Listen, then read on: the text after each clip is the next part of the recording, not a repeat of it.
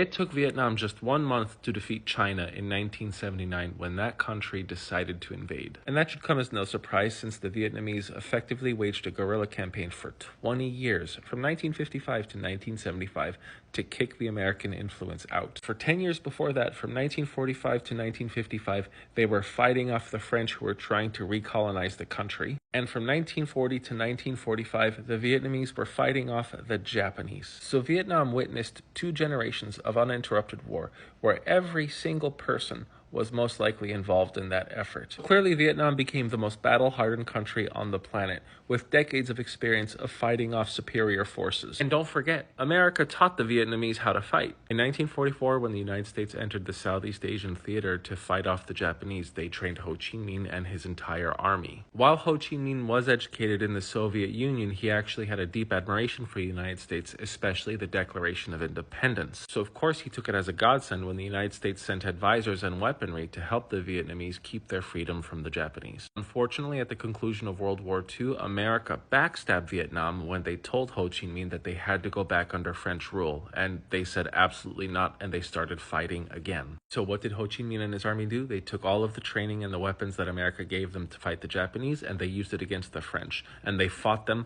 effectively. The French really stood no chance, which is why in 1955 they started begging America for help, and America complied, which we shouldn't have. And in 1955, the United States began to send, under President Eisenhower, military advisors to help the South defeat the North, the United States' former allies. Imagine the betrayal that must have been in Ho Chi Minh's eyes when he saw this. From 1955 to 1964, the United States sent a lot of military aid and equipment and economic assistance to the South Vietnamese, but it didn't matter. The North Vietnamese kept winning. Even though the South Vietnamese had more money, they were better armed, and technically they had better training, the North Vietnamese kept defeating them, and the South Vietnamese kept retreating. Also, the South Vietnamese government was hated, corrupted. They were a Western puppet, so they did not have the popular support that the North Vietnamese had for Ho Chi Minh. And most importantly, the North Vietnamese fought with the fire of not wanting to be led by a Western puppet, and I believe a lot of the South Vietnamese did too. Then in 1964, the U.S. orchestrated the Gulf of Tonkin incident, where a U.S. destroyer was shot by a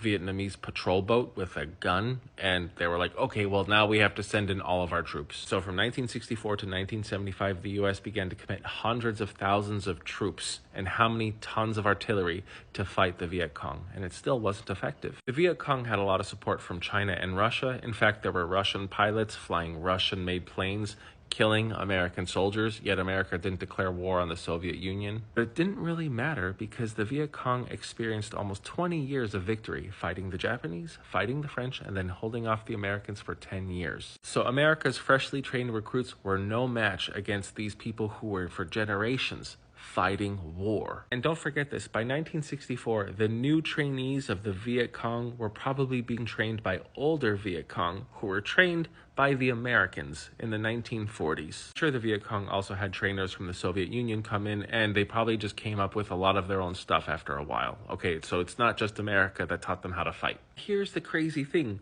The United States technically won every battle that they fought against the Vietnamese, but America still kept losing because Ho Chi Minh even said, you could kill 10 of my people for every one of yours that I get, and still we will beat you. There is no defeating that kind of enemy unless you're willing to totally annihilate everybody. But then what would that have made America? So yeah, by 1975, America left, Saigon fell, and all of Vietnam became communist. So in the late 1970s, when Vietnam goes into Cambodia, sets up a government that they want, China saw that as a threat and they thought they could bully Vietnam. No, that didn't work very well. Some people want to say that the Chinese had victory there, but did the government in Cambodia change from being pro-Vietnam to pro-China? No. Was the Vietnamese capital taken? Was any of Vietnam severely destroyed?